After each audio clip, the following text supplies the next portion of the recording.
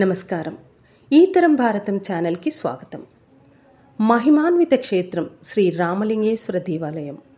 ఇది పురాతనమైన శివాలయం. తెలంగాణ రాష్ట్రం నల్గొండ జిల్లాలోని గుండ్రాంపల్లి గ్రామంలో గుట్టపైన ఉంది.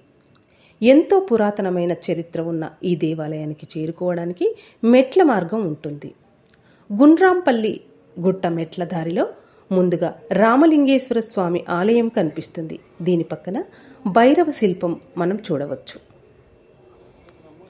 శ్రీ రామలింగేశ్వర స్వామి దేవస్థానం ముఖద్వారంలో ముందుగా మనకు నంది దర్శనమిస్తుంది.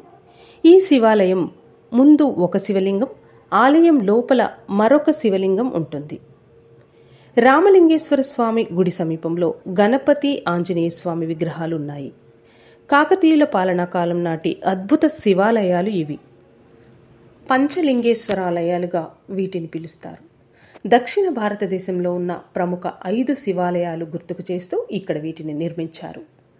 కాంచీపురంలోని పృథ్వీలింగం, తిరుచానాపల్లిలోని జలలింగం, తిరువన్నామలైలోని అగ్నిలింగం, శ్రీకాళహస్తిలోని వాయులింగం, చిదంబరంలోని ఆకాశలింగం ఒకప్పుడు ఇక్కడ ఉండేవి. ప్రస్తుతం శిథిలావస్థలో ఉన్నాయి. వీటిని దాటిన తర్వాత మనకు మరొక శివాలయం కనిపిస్తుంది. ఒకప్పుడు ఇక్కడ జల వనరులు బాగా ఉండేవి.